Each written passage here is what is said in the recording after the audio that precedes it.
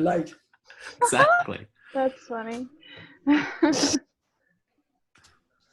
Oh, I didn't know Rachel was a jazz person.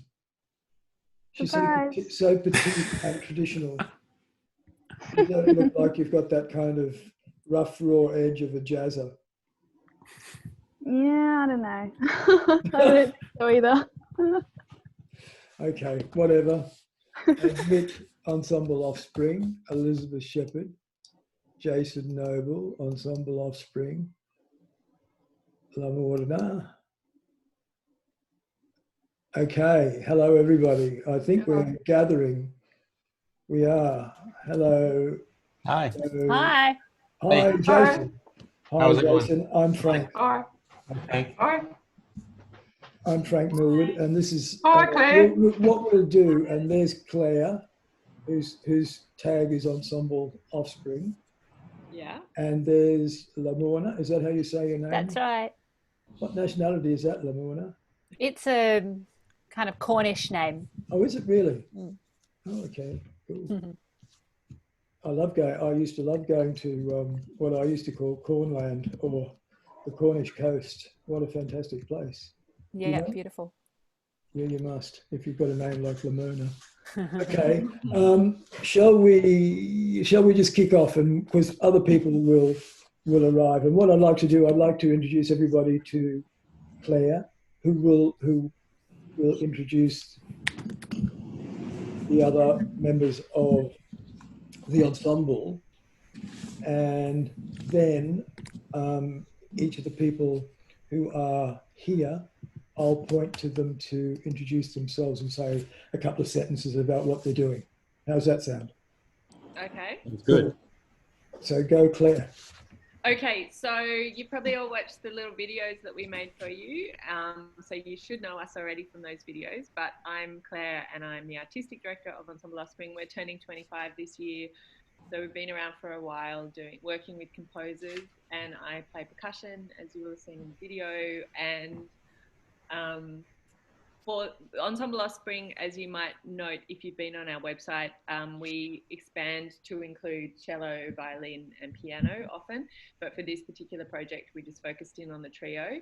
So Jason Noble on clarinet and Lamona Nightingale on flute, and they've also been in the ensemble for a really long time and they're amazing. So over to you, Jason.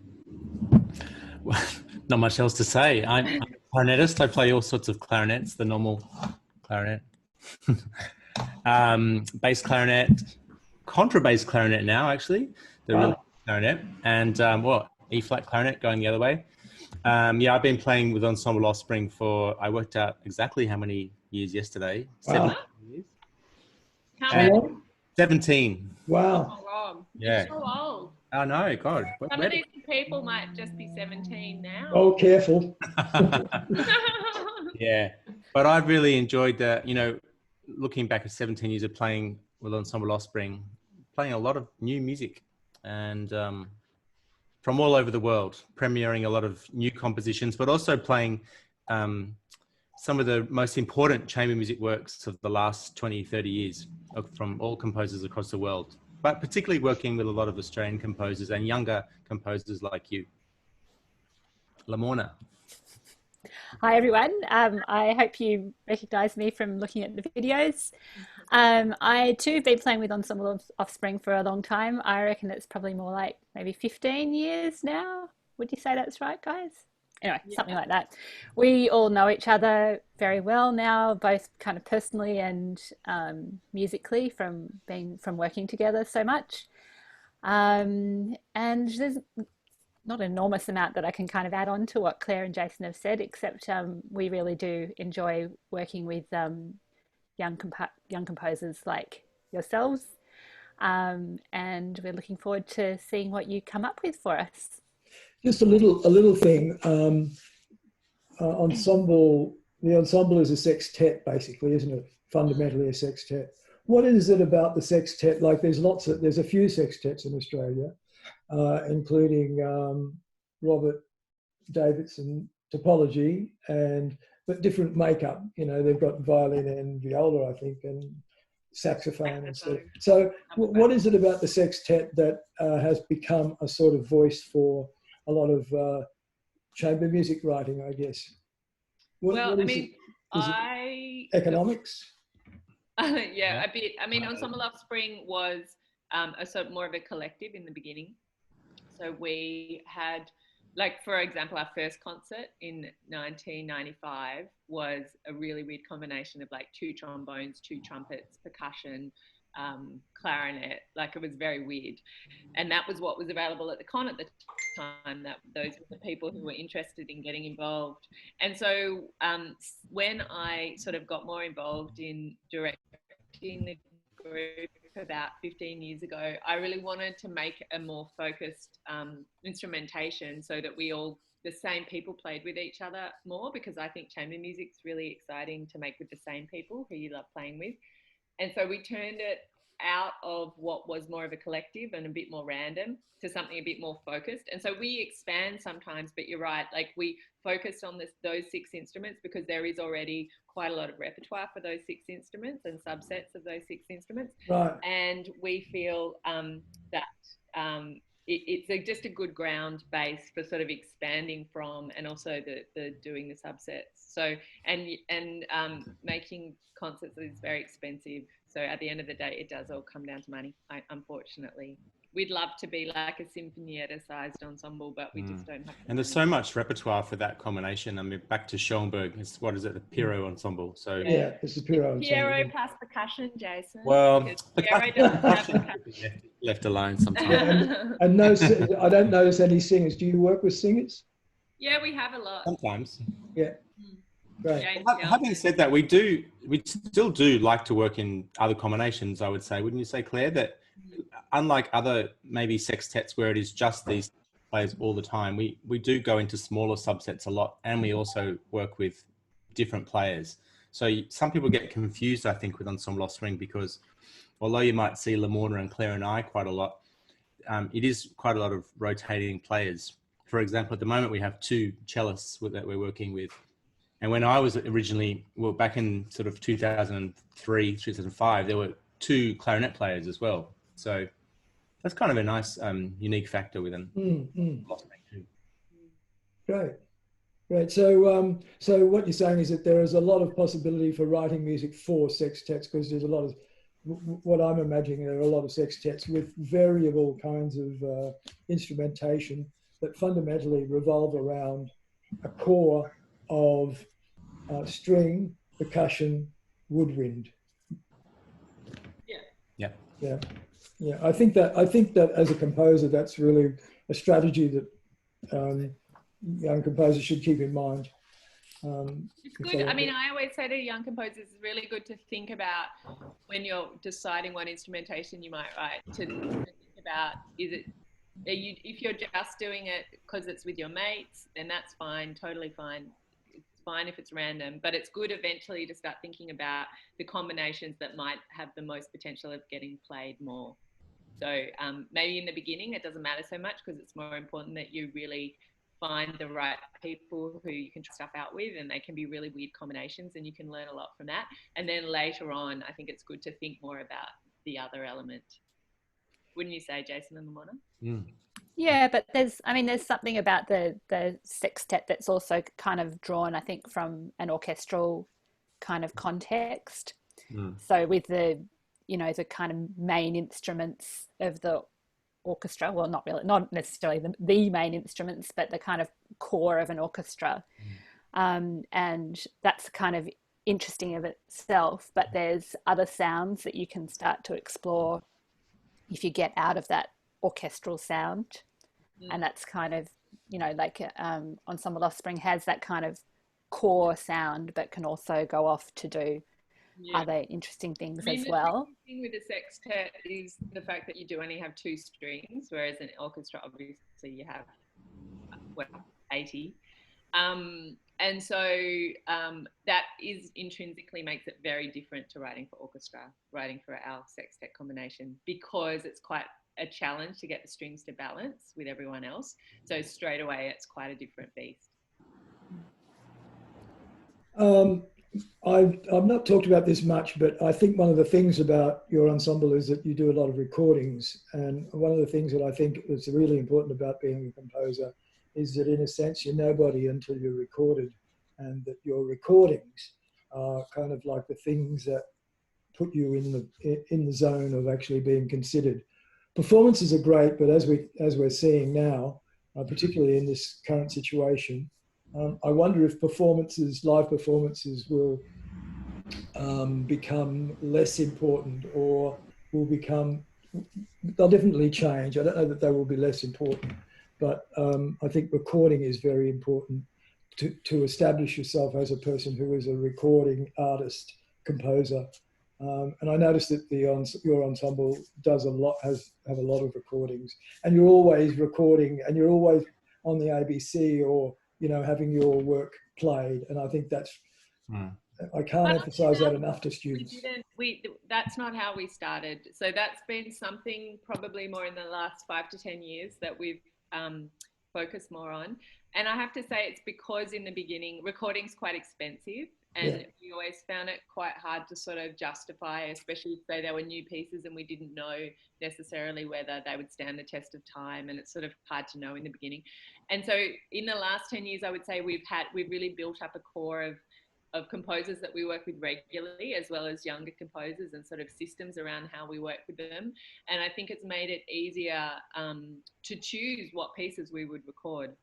So a combination of working with ABC, so they're the recordings that are often played on ABC Classic, with the kids shows, and the Naraburia, the Indigenous Composers program. And then our own recording initiative, which we called Offspring Bites, which was something that we came up with because we felt we weren't recording enough, actually. And we felt that we really did need, as you say, to get the music down for posterity. So that anyone could listen to what we think was the greatest pieces written for us in any given year. And that's been quite rewarding, I think. I don't think it's the best commercial thing to do. It's quite hard to sell. But I think in terms of getting the legacy out there, I do think it's been really important. It's pretty much about documentation too, isn't it, Claire? Really documenting the scope and range of your activities. And interestingly, Claire asked me to do, well, all of the players with Ensemble Offspring to do this flashback, looking back at the projects over time and getting a highlight. And it was, it was the ones which had the recordings, which were the ones that, the YouTube videos or the recordings that really brought the performances back to mind. And I think, before 2007, 8, there weren't really very many, maybe 2010 even, really. Yeah. So it is really important. Yeah. I mean, it's so important for composers in particular to have their work documented. I mean, as performers, it's obviously important for us as well, but we're very, we just kind of move on to the next project, really. We play a piece and we enjoy it and we perform it. And in fact, I think that for performers, actually the most important thing is performing to a live audience. But for composers, I think it's actually more important to have your work documented. And that's quite tricky because it really is expensive to get together musicians to play your work. But somehow you kind of need to make that happen, and documenting that kind of process is vital for you to share what you've created. Yeah, I was just going to say, unfortunately, in this current day and age, MP3s of MIDI recordings are just not really accepted as anything. Like, you actually do yourself a disservice to include that rather than even a sort of mediocre live performance, because people are so sort of trained to know that doesn't really show how a piece sounds in the most part. And I think that would be a big piece of advice, that MIDI recordings for actual applications, or if you want to be, and that's the hard thing, it does require an investment in the beginning, which is why it's great that we can do these recordings for you guys now. Here's a question for the three of you. What do you look for in a piece when you select a piece to play? What are the qualities that you look for in that piece when you think, yeah, this is a great piece, we're going to play this because? Jason, do you want to say anything? Because you. Well, actually, often it depends. Often a good recording actually is something, you know, if you're looking, say you're searching through Vimeo or YouTube, actually a good recording of the work played well is by another group or ensemble is a really important thing. But of course, if it's work that hasn't been performed, then you're just going on the score, which is also totally possible because you want to play works for the first time sometimes. I would look for things like it looks well crafted. So that would, you know, and often you make these decisions looking at a score sort of like you're looking at a book cover. You just judge it by its cover. So if it looks like the notation is good and the first idea looks kind of promising, then you might give it a sort of a second glance. It seems more common at the moment that Claire's often sending us through scores from other composers who look up Ensemble Offspring and go, here, play my music. But, you know, probably 4 out of 5 of them are just kind of a bit average. And why? I think I'd say for me, it looks kind of like the notation thing is a big one, actually. What about you two? Yeah, notation, and you know, you can tell pretty quickly as a player whether the music looks idiomatic for your instrument, and whether it looks like it's going to work in the context of the group, whether the instrumentation is kind of going to work together. That would be a big thing. But I think a lot of it is also just the, you know, kind of thinking about where or when you might actually be able to perform any given piece, because there's only so many performance opportunities or recording possibilities, and there's only so much time. So there might be there's so much great music out there that everyone would love to play, but there's not enough time to play it all. Yeah. And kind of I suppose what we need to find in music is the music that's going to fit with other music and is going to be appropriate for a particular program and is going to be for players that we want to play with. And it's a tricky kind of balancing act, I think, to be presenting music. It's something I think about a lot, obviously, in relation to being the artistic director. And the two things that I would say, just to complement what Jason and Lamorna said, is that for me as a percussionist, I'm often looking at the percussion setup and whether it marries with other pieces that I think the piece would go with. Often if the percussion is a very big setup, that's not something that I could consider for touring especially. And so that could be a prohibitive feature of a work. But the big one, I think, is what I think Lamorna was sort of suggesting, and also Jason, in cold calling a group doesn't often work. And the reason for that is that we like to have a connection with the composer that we're programming. So whether that connection be through that the person has shown up at our gigs over a period of time and has shown an interest in what we do, whether it be that they've applied for Hatched Academy quite a few years and we've gotten to know their work through that way, and that we know that they're genuinely interested in getting better and in opportunities, or whether it be that they're an Australian composer who we already have a connection with. And so that's why it's getting harder and harder for us to program international composers for that very reason, because there has to be a very good reason why we would program a work by a composer who we have no connection with.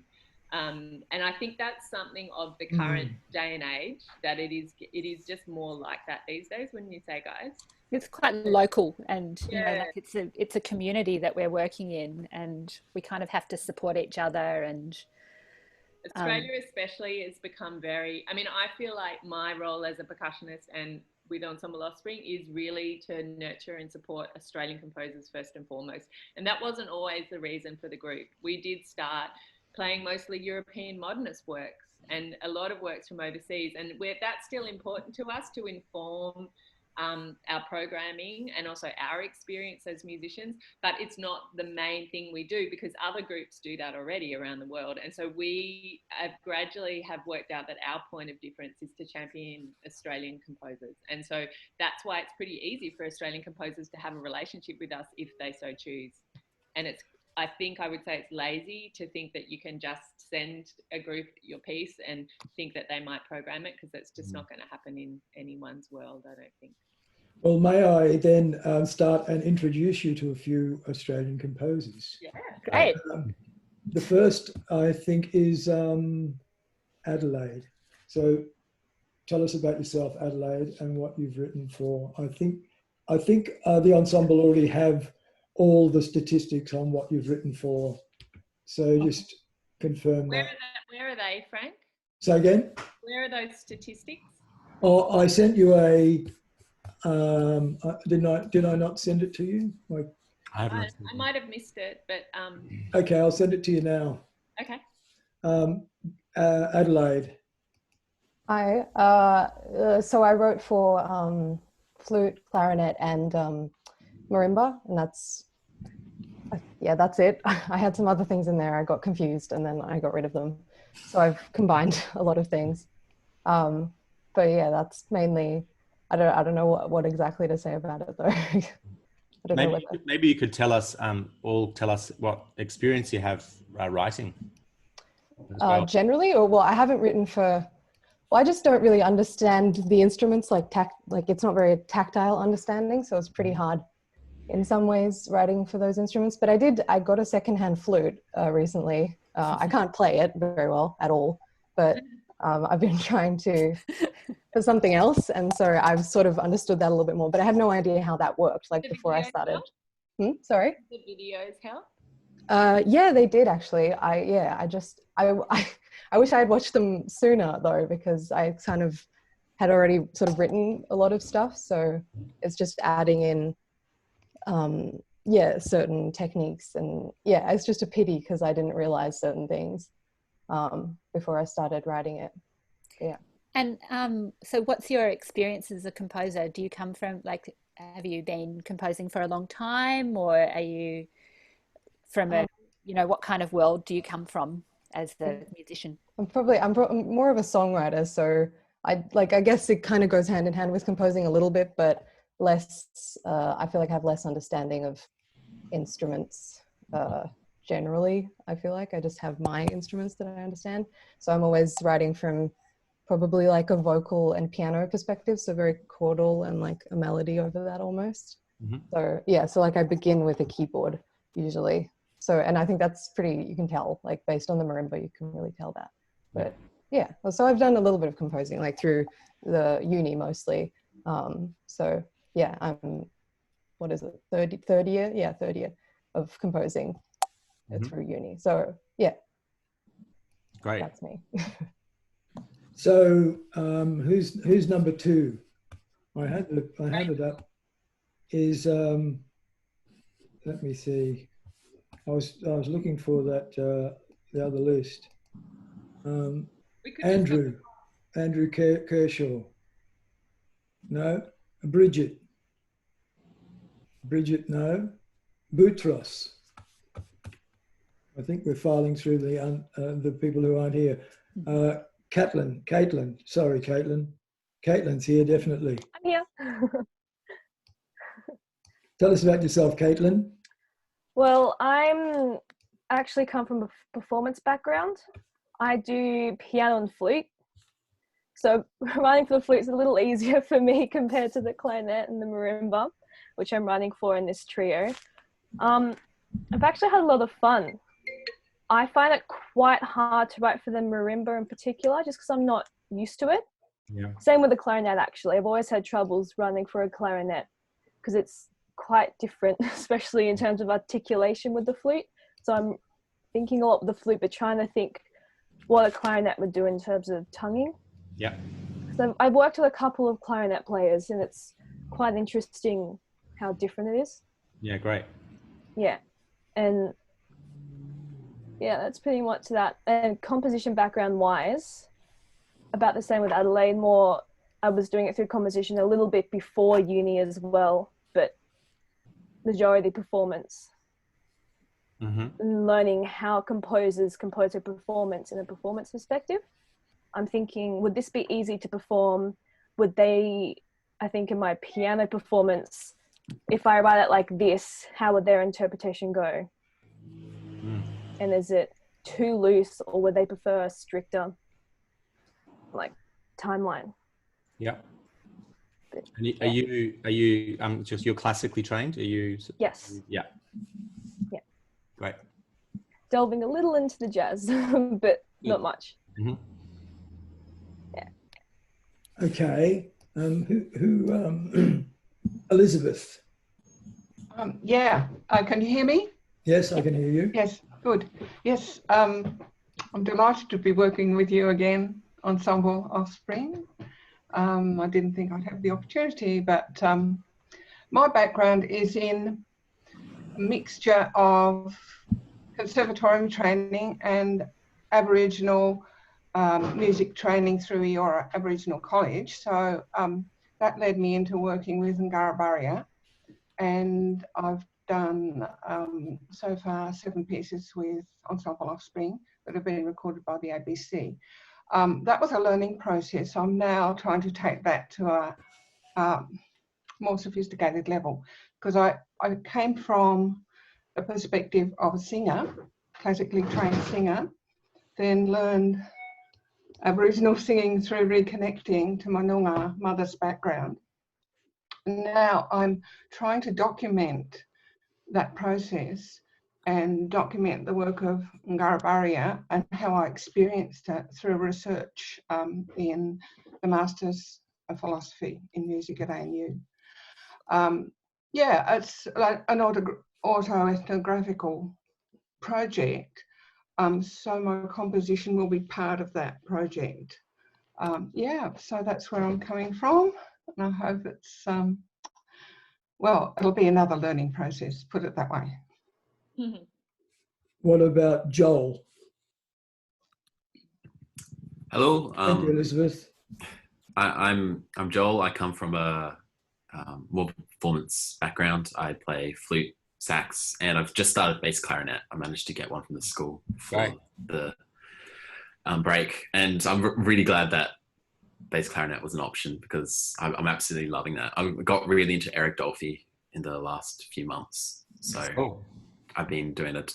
I'm studying him for a different project I'm doing for school. But so yeah, compositionally I do I like doing all sorts of weird stuff, because I do jazz as a main thing, so I like looking at just different ways of getting interesting kind of combinations of sounds. So I like doing textural stuff, and then I like doing some 12-tone stuff at the moment. Yeah. Great. Fantastic. Joshua. Hello. I'm Josh. I feel like I was pretty late to like the music scene. I have a big history in electronic music. Actually, is what the first sort of music I found through YouTube.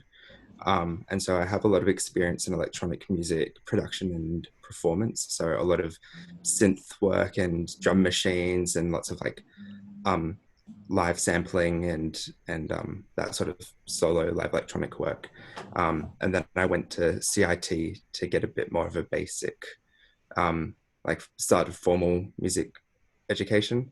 So I got a bit of so uni is like the first work with like real ensembles, and I'm also doing like the film and game major. So a lot of my experience with like marimba and melodic percussion is like through game music and and that sort of thing, and scoring work. So it's really a quite exciting to actually be writing small ensemble pieces and having opportunities to get them performed now, which is really, really nice. And it's been a bit of a challenge moving from, you know, how things function in like game and film music and electronic music, and then into like actual plays and small ensembles, and figuring out how to notate and score things cleanly, because I have a lot of experience of just, you know, trying to program things and have them sound as best as I can, but then actually how do I put that down on paper tends to be a little bit difficult and convoluted sometimes. And then so I've got all my friends to be like, don't be dumb, just do this. All the people who actually play the instruments, So yeah, that's sort of my background, where I'm coming from. Great. Thanks, Joshua. I just emailed you all, Claire, Jason, and Lamorna. I just emailed you the list and their emails and the things that they were writing for. Great. Kian. Yeah. Hi. I have my background is probably more science actually up till university, and then that's when I managed to convince my parents that I'll do music. And I was introduced to music mainly through metal music, and I don't really have a lot of experience with the classical. I didn't have a lot of experience with the classical side until university, and I haven't had any experience being performed before. So a lot of the things you guys are saying are very interesting insights, like how the score looks, something I've always been really bad at because I just use MuseScore and it doesn't look that good. So yeah, it's really exciting to get to hear what your stuff sounds like when other people are playing it, and it's not just you manipulating it digitally. So yeah, that'd be great. Okay. Cheers, Kian. Matthew.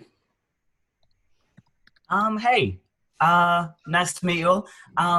Yeah, so my experience, I think, is like kind of like, I guess, similar to some of the things, or it's like, I was sort of like mostly performing in like modern sort of bands, like songwriting kind of context. So I wrote a lot of in that kind of setting, but up until uni, like kind of not a ton in a sort of more classical setting. And like even then, actually mentioning like recordings, a lot of what I wrote ended up could only hear it through like MIDI recordings and stuff. And I think that was like mentioned earlier. And it's like, yeah, I think it's I'm super keen to like see what happens when other people like play something I've written. That's like interesting to me, because I feel like, yeah, it's probably different to MIDI, but yeah, definitely I think, but yeah, so it's kind of exciting, and it's been really cool writing for like different instruments that I'm not used to. Yeah, great. Cheers. Monica. No, Monica. Nicholas. Nicholas, no. Peter. Yes, hello. Hello. So I'm a third year majoring in composition. I am a classically trained pianist, and I also play the carillon. My idea for the piece for you guys was to have a sort of conversation between the flute and the clarinet. So there's two distinct themes, and the idea is trying to bring them together in the end. And the marimba does a sort of echo effect throughout the piece as well, and it also acts as an accompaniment. I've never written for marimba, so that was quite interesting, but I found it was sort of similar to carillon in a way that you're limited to 4 different points of contact, and just trying to work around that. I don't have any experience writing for any wind instruments, so that was also quite interesting as well. I liked the idea of breathing onto your hand and trying to, I guess, play the phrases and seeing if you're able to play all the notes in the phrase, breathe for long enough. I thought that was quite helpful. I'm excited to see the results of my composition. Great. Excellent. Rachel. Hello. Hello, Rachel. I am a singer, and I guess all my younger years of singing was classical music, and then had a bit of a break, and then went to uni after high school and did jazz voice. So that was a really interesting time for a while there, adjusting. So for this piece, I wanted to approach it with a rhythmic idea first, because I find rhythm is a weakness of mine, or I'm not very familiar with it as much as other things. And then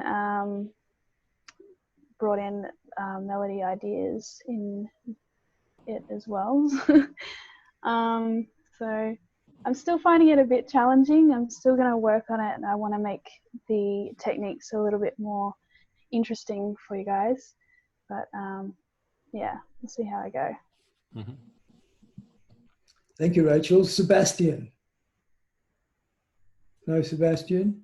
Yuvin. He may come back. He just has workmen at his house cutting down a tree, so it's a bit loud. Oh, I see. Oh, dear. Okay. Yubin. No, okay. Bridget. Hi. Yeah, so I've come, like Josh, I came from a background at CIT where we did the diploma of music performance and music technology there. But I come from a singing background, mostly with contemporary musical theatre kind of music.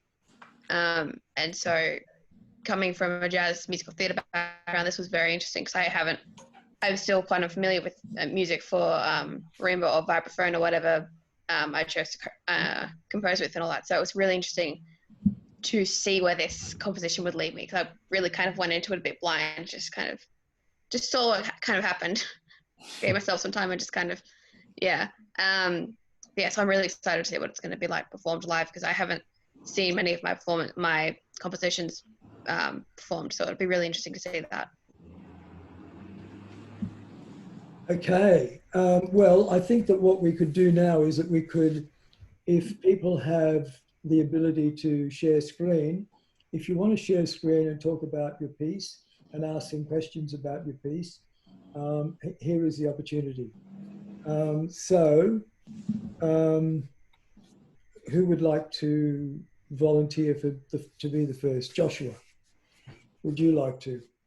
Sure, I guess I can do that, Frank. Should I open up the PDF or should I open up the program? Open up the PDF. Okay. So I guess while I'm finding it in my nightmare of file organization, I should tell you a little bit about the piece. So I started writing it. Let me just drag things around so I can see you guys still. Yeah, so I started writing it at the beginning of the year, sort of like very early on in the semester, just when all of the bushfires were starting to die out. And I was originally going to do something much different, but it was a little bit out of my abilities, what I initially wanted to do, and I didn't feel like I was going to be able to do my idea justice. So I changed my idea, and I'm very glad I did. I quite like what I've ended up writing. So the idea is that it's sort of thematically sort of like around the first rainfall of the season or after the fires.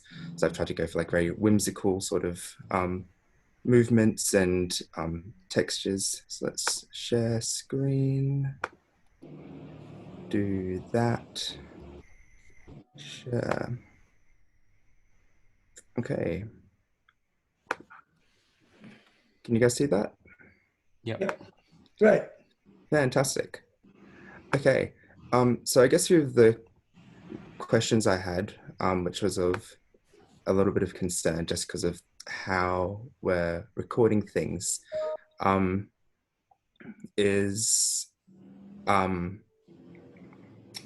have a lot of writs in the piece. So if I just scroll down to, where is it? So I sort of have this long writ here about at bar 22. And the main concern, I guess, is that that fourth bar of the phrase, which has quite a bit happening with the slowdown, sort of that triplet staccato call and response between the flute and the clarinet. I try to keep everything sort of on beat, so you'd have the click, but I just wanted to double check that you guys think it could be executed.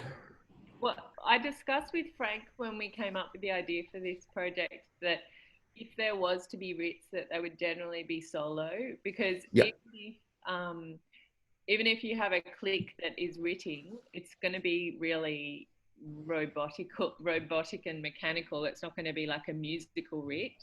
Sure. And so therefore, the thing is, if it's solo, then a person can play in relation to the beat, but make it musical. If there are three people that have to stay together, we have to be with that beat, and it's just going to sound really like a MIDI. Wouldn't you agree? Okay.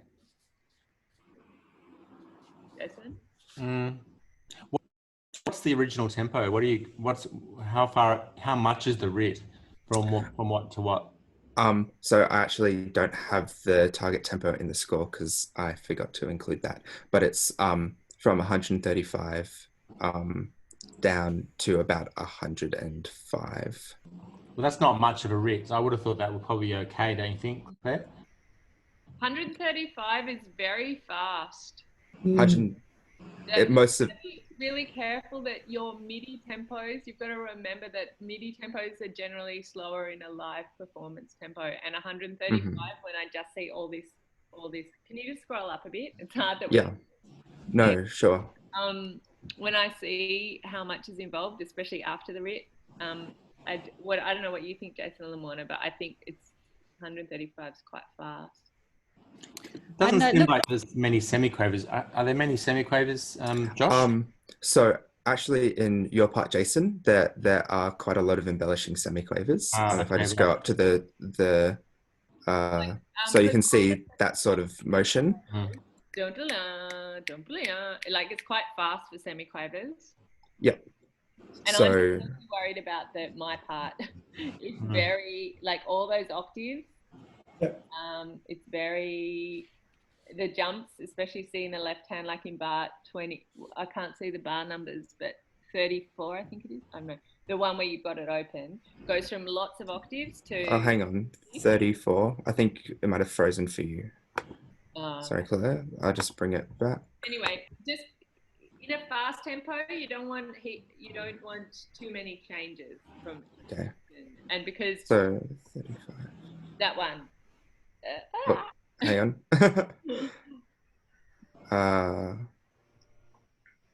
Oh yeah, you've got a lot of chords, Claire. Yeah, I've got a lot of chords and they're really wide intervals, and so at that tempo, I a little bit.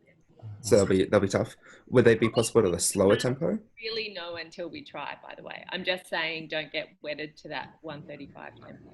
No, for sure. It's kind of a good kind of broad thing for everybody to consider, that generally when you hear things through MIDI, the tempo that you kind of hear it, like it's always faster than what will feel right in a live kind of context, like pretty much all the time.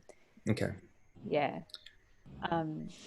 So it may be that we, like, once you guys all send through your scores and we play it through individually, we might need to have a bit of conversation about what the actual tempo is going to be for the because that actually looks fine. I don't know what you think, Lamorna, but for wind players, that tempo looks fine. Yeah. But as Claire's saying here, maybe the marimba part, it might be a bit challenging. Yeah, sure. Would it be helpful, Claire? Is it like a trade-off between reducing those intervals or slowing down the piece? Like, what would be more preferable? I'd really need to get the score and just try it. Okay. Just because the other thing is the key signature is slightly, with the 4 flats as well. I just have to... A bit difficult. Out how the key signature works on the marimba. Okay. Yeah. I might think about that then in terms of Friday, because I actually modulate upper tone. When are the scores due, Frank, for us? Sorry, I was trying to get other people to come in. What was the question? When are the scores due? Like, when will we actually see the scores? Saturday. Okay, so soon. And then the process from there is that, like, we'll look at the scores, and then is there a chance for a dialogue? Actually, no, wait a minute. You won't see them till Monday. I will see them on Friday, and I will look at them on Saturday and Sunday and send them back if there are things that I think, like, the reason why I'm pointing to this one is because of the issue that Claire brought up, but also because of the issue of the writ. Because there's a couple of people who have used writ that even though I wrote an instruction that we weren't going to have writs, or how to deal with a writ, or an accelerando. So I wanted it to come from you, which was much more powerful than it coming from me. Well, it'd be, I mean, I think it's good if you can sort of do the initial kind of little fixes with everyone. But Yes. it would be good if we had a few day period, like a 3 to 5 day period, where that was our time to connect with the composers after we've all discussed with each other what we need. Yeah, that's fine. That's and then fine. we say, oh, actually, we need this at 120. It's just not working for everyone at that tempo, Yeah. or whatever, so that then they can change click tracks and stuff. Yeah. The other thing is that I guess you now have. I did just send you all their emails, so you can be in contact. Contact. Great. Great. Okay. So thank you, Josh. Hey, can I just say one thing before we leave that, Josh? Just with the octave, you've got it sounding an octave lower with the clarinet part. You know, with the treble clef, you've got an 8. Yeah. Yes, I clarinet might. sounds at that octave, so probably. So I don't need to include that? Yeah. Okay, sure. Fantastic. I'll get rid of that one. Thanks, Jason. Yeah. Yes, I didn't notice that, but yes, that little, yeah. Cool. Okay, I'll get rid of that. Awesome. Yeah. Okay. Anybody else, or do I need to volunteer somebody? Let me see. I'll volunteer somebody then. Just a minute. Okay, here's a kind of classic. Oh, wait a minute. It's not the one. Wait a minute. So here's I'll just have to flick to Disneyland.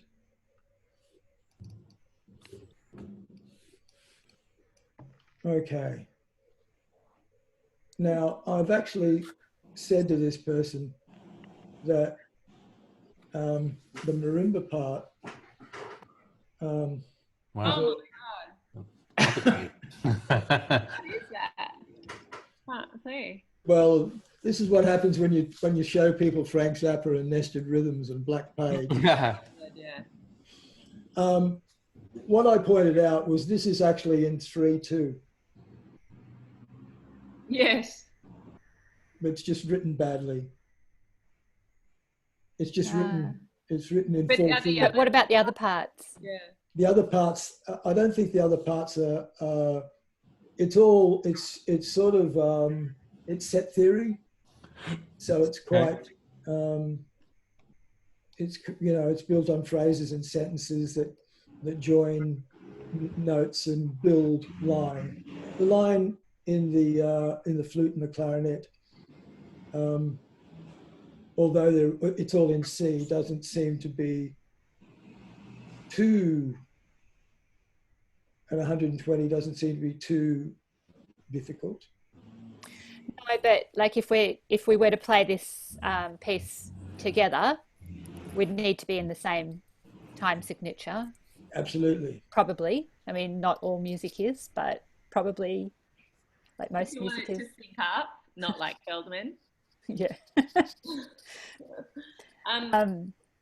My part is that concerns me. How I would play any of that against exactly track in 4/4. It would be very. I mean, I'm assuming it's for percussion, not marimba. Yeah, it's percussion. But who is the composer? Because I'd just like to understand why they've written it this way, and then we can have a conversation about how it might be possible to change it and simplify it, but get a similar result, a similar sonic result. It's Boutros, who's actually not here. Oh, okay. But I just wanted to show it as an example of overcomplicating something that is much simpler. The problem, though, is that if you, as you pointed out, if you put it in 3/2, the issue then makes the flute part and the clarinet part more complex than it is. Yeah. I mean, in a situation like this, when we're just recording it to a click, you could work out the mathematics so that we were playing in different time signatures. And so I get a different click. Yeah. Yeah. But it still looks pretty weird, your part. I think, and what I would say then is that I could do it in 4/4 if the top part was changed to be written in relation to 4/4, which I think you could do pretty easily without. You just have to write slightly more random rhythms within the 4/4. Yeah. I think it's also good in these situations to, sometimes we ask the composers, you show us how that goes. Like, can you tap that rhythm? Exactly. Good point, Jason. Good point. I think what you've written, you've got to be able to say, well, no, this is how I hear it. And absolutely.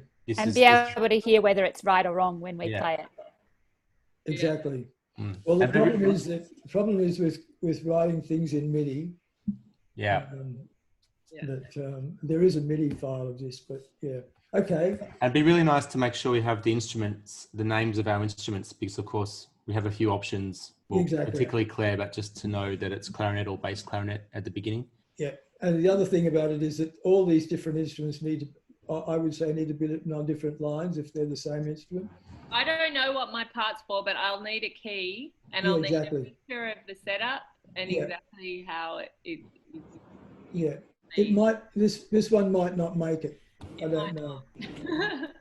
But I mean, also you could potentially overdub that part, couldn't you? Like if it's two separate instruments on those two separate lines, the bottom line looked very simple.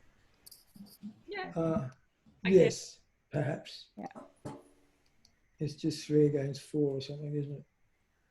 Okay, where are we? Joshua, Matthew. Me? Yeah, here we go, Matthew. Okay.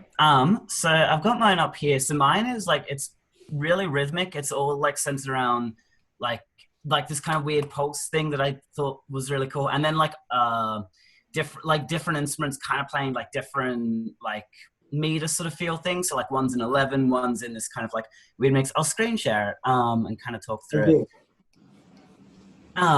So can you guys see that okay? Yep. Yeah. So most of it is basically like 11 and then 9 and then 2 bars of 7 and then 13. So it's kind of like this weird, and so I've written out the count for that as well because it's sort of more felt as this like 1 2 1 2 1 2 3 1 2 1 2 1 2 1 2 1 2 3 kind of thing. Yep. And so there's like a lot of dynamics going up and down. There was a couple of like kind of questions I had with it. So one was with the marimba, vibraphone part. So at the start, it's kind of doing this just like pulsing like that, like da da da da da, kind of like pulse sort of thing. So can I just ask you a question? For sure. What is the click track going to be doing for all of this? So that's what because up here I had it basically a quaver set to 300, which way too so at that point that's counting the kind of like da da da da da, da kind of thing. I think Frank mentioned, I was actually going to ask about it, whether to do like a click track that's like so it has kind of the pulse set up instead. So the click track would be going like da da da da da. You need to do the click track in the subdivisions, but then before you do the click track, we need to talk about the subdivisions because, for example, bar 5 is 3 3 3 4. Obviously, you're not going to do 3 3 3 3 1. Okay. And, bar 4 is 4 3 4. So you don't ever want the subdivisions to be too small, otherwise it gets very confusing. Okay, cool. But so is that you need to sign off on the subdivisions before you do the click track. So what I would recommend is that you go through and you fix all the subdivisions at the top, and then you get probably me to sign off on that before you make the click track. Okay. So yeah, basically it just repeats this idea like after bar 5 it is basically it just repeats that subdivision structure the entire time. Okay. Would it be easier for you guys if I wrote that like I've written the sort of 3 plus like above it? Would it be easier if I wrote that throughout the whole piece above pretty much every bar? No, we'd probably get it. I think we'd get the pattern after a while. As long as like Claire's right, no ones, just all 2s and 3s. Sure. And well, 4 as well, or 2. I guess you could have 2. I reckon. Yeah. Okay. So the main thing I had, so basically, it kind of goes down and it gets sort of a bit more complicated kind of down here. So especially with the vibraphone part. So I've written, I don't know, can you guys see my cursor? Yep. So in the vibraphone part, so I've got basically this kind of like the left hand playing pretty much just this sort of like set interval and then like a little melody on top of it. So it's kind of like, da, da, da, da, da, da, da, da. But sometimes I've got the left hand doing these little, I kind of imagine them as little like, if there's two mallets, it's kind of like flam sort of motion between two notes. Is that something that's kind of possible? And I've got that sort of almost like randomly sort of spaced. Is that something that's going to be like... What do you mean by randomly spaced? It always seems to be C and A, doesn't it? Or you mean it... Oh yeah, in terms of rhythmic. So they're always the same two notes. It's basically the same interval. Yeah, fine. So, and I probably should have covered that in my video. That's just one of the techniques that we do. Yeah. Okay, cool. And the one other thing I had, I think, was for the flute part. So the flute part is playing basically just like this one repeated 11/8 phrase, but it kind of overrides the meter, so it ends up in weird places. It's kind of this constant flow of notes. I'm wondering whether that's something that I should like have sort of gaps in or something for like breathing, or because it pretty much just continues kind of down here. And it's pretty constant. I don't know if that's going to be something that's like really, Well, for a start, 300 as a tempo is very fast, isn't it? That's the quaver though. Da da da da da da da da da da, like that. Sort of. Yeah. Yes, it might be worth considering putting in some rests for breathing. Like you might, instead of the final quaver of each passage, you could put a little rest in there. That might be nice, because it does go on for a very long time. But it will. I'd probably need to play it to see how it felt, because it might be possible to snatch some little breaths in there. Sure. Without having to notate it, but yeah, I mean. Again, you can kind of imagine how it's going to feel yourself if you do that blowing on your hand technique that I showed you in the video. Yeah. You can kind of, after a while, you just kind of run out of. Yeah, for sure. Yeah. Okay, thank you. Okay. Any more questions? Sorry, I've got another meeting at 11. Okay, cool. But hopefully, I mean, I don't know if you want to keep going with Jason or Lamorna. It's actually about our new website. It's kind of important, but although we only programmed it for the first hour anyhow. Yeah, but hopefully the other composers whose work we didn't look at, either if you have anything that you're worried about, just send them to us. Yeah. We're always much more open to discussing things and having you change them before we get to the point of like, oh shit, we've got to record this and we don't know how we're going to do it. So yeah, right. We like to work very collaboratively, as Elizabeth knows. Cool, yeah, I think, if you've got anything that you want to share now, even if it's not finished, it's probably better than leaving it for longer. Yes, I would encourage people to do that. We could stay on a little bit longer, Lamorna, and just answer a few questions. Yeah. Okay. Maybe one of the girls. Yeah. Bye. Bye, Claire. Bye. I'll just be 1 second. Okay. Anyone have a flute question? Caitlin. Hello. I will get it up because all the stuff that I've done since then is done by hand, so I can't show that part. So I'll show you what I've done. I haven't got dynamics, but that's one of the, I think it was more of a percussion question, but I guess clarinet as well when Jason comes back. I might be able to help you anyway. I've heard Claire talk enough about percussion stuff. So. It was more towards the spot that I haven't, it's down here, when we get to the nice little glissando here. Because I want to change to the hot rods, I think they're called, the harder sticks. Yep. And being able to go from the marimba to the tempo block and the tom-toms, was it? And having a rhythm with those ones with you two building a melody on top with her doing this. Yep. And you guys doing that. Yep. So I would say, from what Claire has said previously about changing instruments and changing sticks, make sure that you notate clearly what sticks you want and what instruments that you want, because at the moment that's not clear in your score. Yes. And I suppose like you kind of need to feel the physicality yourself. So imagine that you've got your marimba sticks in your hand and you're doing the glissando. You've got to put them down, pick up the other sticks and get to somewhere else within your tempo. So everything that you do with percussion, you need to experiment with how it feels yourself, doing the thing, put it down, pick it up, or switch across the sticks. Sometimes she just flicks over the sticks. Okay. Sometimes she can have multiple sticks in her hands, but for example, looks like she's going to need to have 2 mallets in a right hand and 1 in the left hand to do the marimba stuff. So you just kind of need to feel what it's going to be like yourself if you were playing this part. Okay. Yeah. Okay, that's something to think about. Yeah. Okay. Okay. Yeah. Fantastic. Okay. So, what about Kian? Or have we seen your work, Kian? No. No. Sorry. Sorry. Let me. Well, I was singing another one of the girls. Let me see. I'm trying to work out who's here. Caitlin. Oh, we have someone new. Yes, we have a few new people who just sort of. Yubin. Hello, are you here, Yubin? Yes.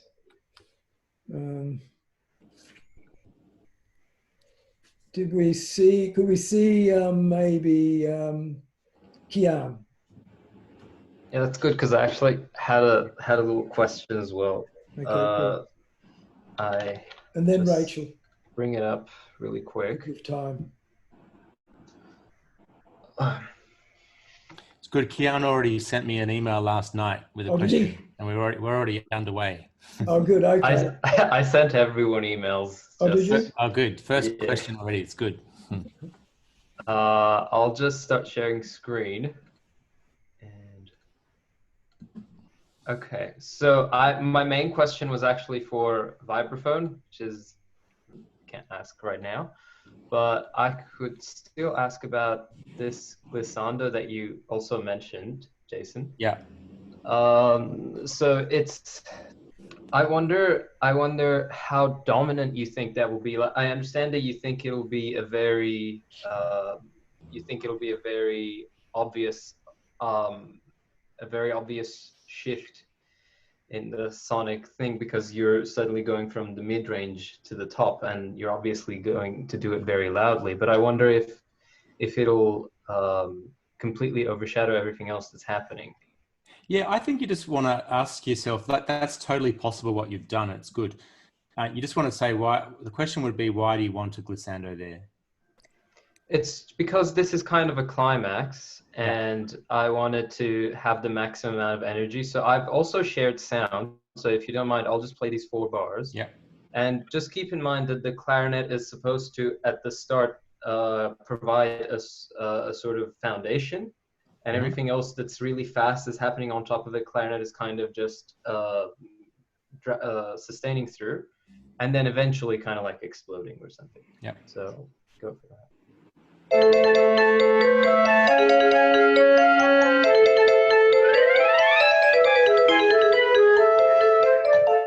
That works.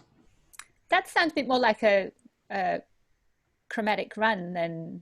It'll sound better. MIDI. It'll sound better live. But I'm glad. Yeah. But are you clear about whether you want a glissando or a chromatic scale? No, to be honest, I hadn't considered. I would treat, if you've written gliss, I would treat that as being not chromatic. It'd be a gliss, a proper slide. Would you mind playing that maybe? Yeah. So it'll be from where you went from. Oh God. So it'll be.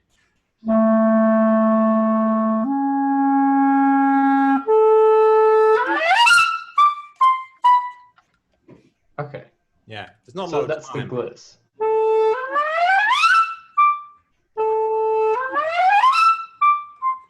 But if you did a chromatic-ish scale,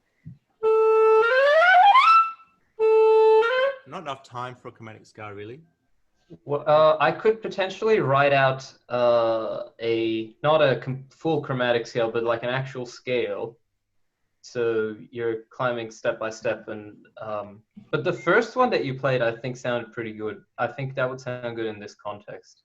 Yeah, I guess it just has implications of kind of jazz elements or comedic kind of, Yeah. you know. It's supposed to be kind of like a dark circus song. Like I had this idea for a collection of songs that's just like an evil circus. This is like I felt the timbre of the instruments matches that. Yeah, right. So You know, I if, just if you put that last minim up an octave, it would probably be better. So if I went,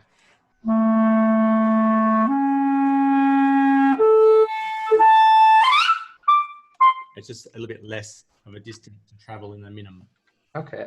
I'll just write those down in notes. So that last B in bar 44 up an octave. Yeah, this one, right? Yeah.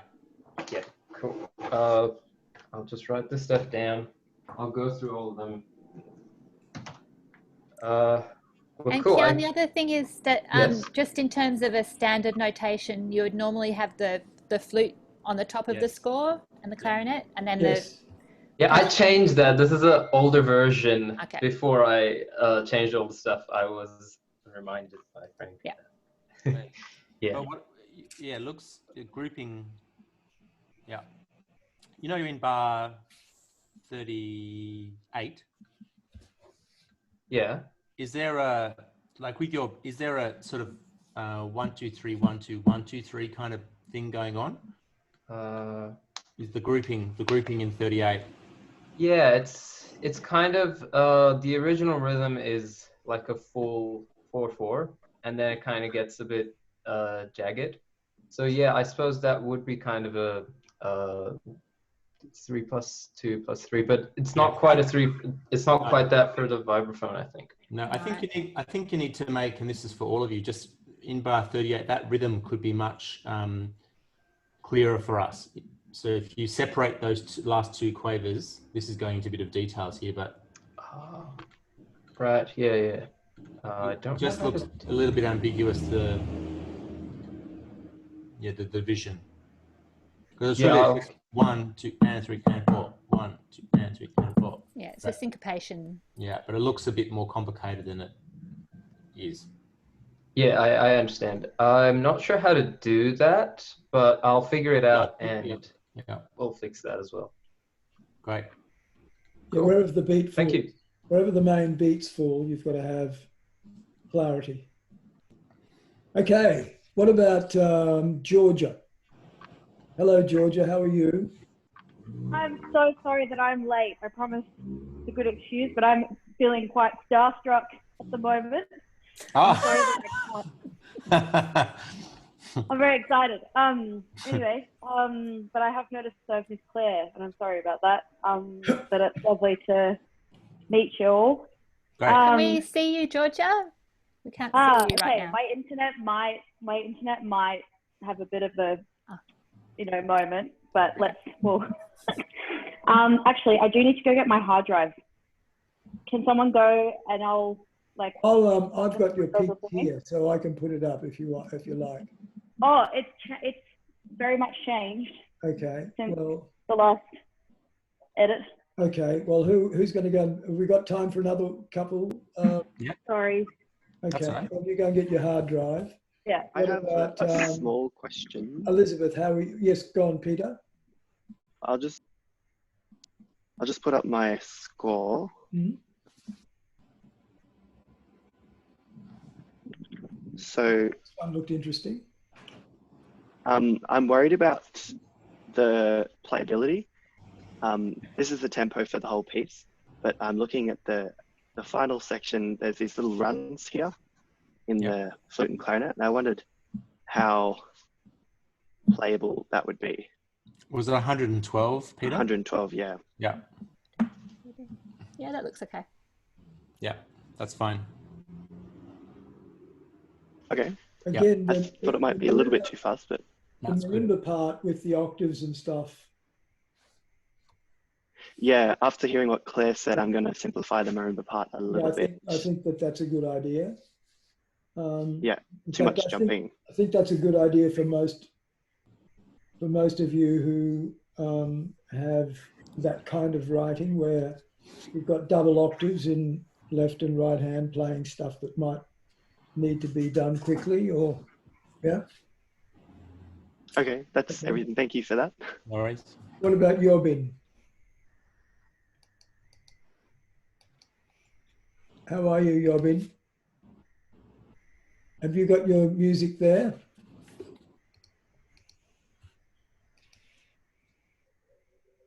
No? We can't hear you. You're muted. Unmute yourself. Unmute. Can we hear you? Oh, there you are. Do I just screen share? Yep. I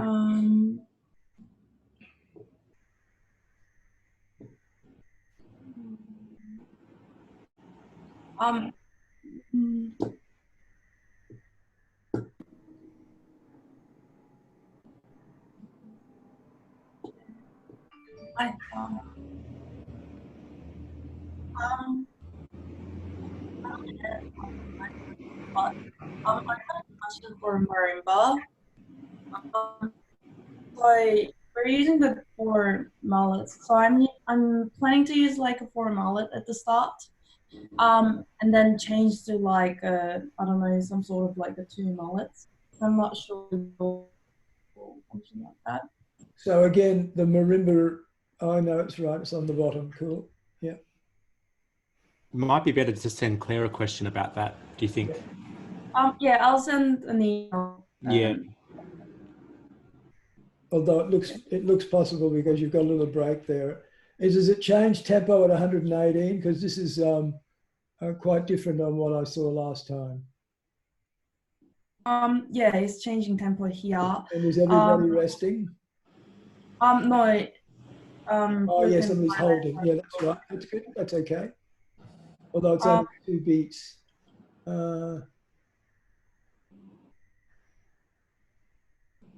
No, that's okay.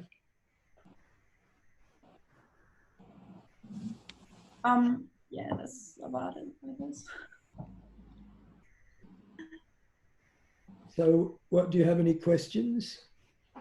I don't have any other question because my score is relatively easy, like very, very easy, nothing crazy. So, yeah.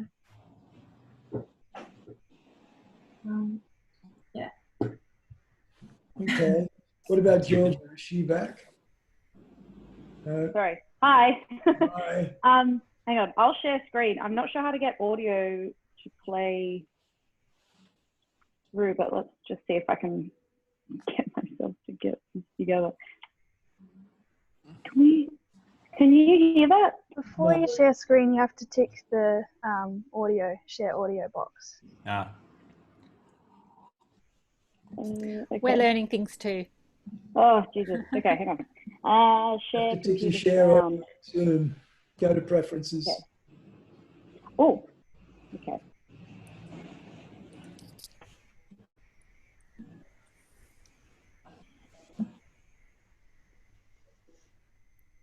Can you hear that? Wait. Not yet. No, it doesn't matter though. Just let it play through.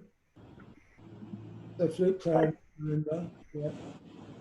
So the way I want this piece to kind of come together is I want material to kind of be scattered through at this 115 section, like rhythmic material, motivic material. And then we have this kind of palette cleanser with the marimba here. And then we slowly build to 139, which is kind of, I've written it so that every part is working together. There's clear lyrical lines, but they're very much scattered and shared all the way throughout. So everyone works together. There's not really supposed to be it's not really supposed to be very homophonic. I don't really like that. I like a bit of crunch. I like a bit of How will that, just sorry to interrupt, how will that tempo change work? Will there be a bar of the new tempo in 30? Yes. So, with a click track, with a click track. It should be, yeah. So sorry, I'll probably get Frank to help me out with that one. Yeah. So originally I did have the marimba speeding up to a 139 with the click track by itself. But I think that, Frank, I think I might just have a pause and then everyone can start on the first beat of the 139 at the new tempo. I think that might be a little bit cleaner. Yeah, but what Jason is saying is that the click track at 30, the tempo change is at 30. Yeah, be nice if we have a bar of the new tempo or something in the pause or something. Otherwise, it's just too hard to suddenly launch into, will it be me, won't it? Launch into a new tempo. Yep. Georgia, just looking at the marimba part that you've written, I mean, I can't say this for sure, but it looks a bit too much like piano writing rather than marimba writing. Would you agree, Jason? Yeah. Just those combinations of particularly the semitones. For Claire to have two mallets means that, like, if she's playing A and G sharp, you've got to imagine the mallets are like this, so that she can hit those two notes at the same time, and then changing to, there's a lot of this kind of thing that will need to go on for her to be able to play that looks a bit tricky. So again, I would make sure that you check in with her, with Claire, about so it's like marimba the semitone interval is like in particular, or I would say so, but you you need to, It looks very jumpy for her. Yeah. Especially with the two hands, the two right hand, left hand thing. Okay. Yeah, I'll check in. It seems like the rhythmic idea is really strong. Yeah. Maybe you could just simplify it a bit, perhaps. Yeah. Okay. If you look at bar 28. Yeah. Look at the third beat. If you voice that chord G, B, A, C, you could have the C and the G and the A and the B. So it would be, so the C and the G, right, would then go on to the fourth above it and the fourth below it. Okay, so switch those. So it's more idiomatic, but also it's easier to play. Okay. It's already setting up for the next fourth. You see what I'm saying? Yeah, I see what you're saying. Yeah. So if you think like that throughout the whole piece, and I think Lamora is right that yes, and remembering that this did start as a piano piece. And Georgia, and you'll transpose the clarinet upper tone for the score. Yes, no, I haven't done that yet. Yeah, and I'm wondering about your key. That key then is really quite awkward. I wonder whether you would think about, because I'll be an F sharp major, and probably even for flute and marimba, that's also a bit tricky. It might be worth considering transposing it to another key. Yes. Okay. That would make a difference to the marimba part as well, wouldn't it? Yeah. Like even down a tone for me, except you've got me playing low. That's, yeah. Even if I was, so if it was in concert D major, that might be nice. Or concert D major. A little bit easier, but. Yeah. Or F. Or F, yeah. Yeah, or F, yeah. Okay. Yeah, all right. No harm, no foul. Yeah. Okay. Cool. Thanks, guys. No worries. And I'll get cracking. An interesting thing with your tempo with the one, it always makes me suspicious when I see crotch equals 139. We often like to work in these quite square tempi. So. Oh yes, no, I know that's not a textbook tempo. I'm gonna get on that. Just be a score isn't grammatically correct yet. Well, Claire probably says she can tell 139 from 140, but I don't know if I can. Thanks, guys. There's a joke about 120, of course. Every time you go to a studio and you sit down and record something and it says 120, you always laugh that the person who wrote it was too lazy to change the setting. Yeah, right. Having said that, there's so much more of these odd time signatures these days. Wouldn't you say, Lamorna? Yeah. Maybe metronome markings, you mean? Yeah. Yeah, definitely. Metronome markings, yeah. Okay, well, I think we can wrap it up there because we've got a few other things to do. Right. Is that okay? Thank you very much. Unless anybody has a desperate question that they... I missed a chance, but could I email maybe? Yeah, feel free to email us with anything, or just, even just with a quick, say, can you just check through my clarinet part and see, is there anything obvious or glaring? And I think Lamorna's right, earlier than later is good. Yeah, I don't have any specific questions at the moment, but just a quick review from you guys would be great. Yeah, a quick scan through might be good. Yeah. All right, I really appreciate your time and your commitment to this project. It's just been fantastic, really. It's fun. It was great having a Zoom session with a lot of people. Yeah. I had a good time. Yeah. Excellent. And we enjoyed making those videos too. It was quite an interesting process. So fantastic, really. They've gone down as formative pieces. They are. They will last a long time in our archives at ANU. That's for sure. Fantastic. And thank you very much again. And till we next meet, I will be in email contact with you. Okay. Very shortly. Sounds great. Great. Good luck, everyone. See you soon. I'm going to take a break. Thank you very much. Cheers. Thank you. I'm going to take a break of 5 minutes and then I'm going to be back. And we will talk through things that need to be talked through, looking ahead, both for what we're doing now.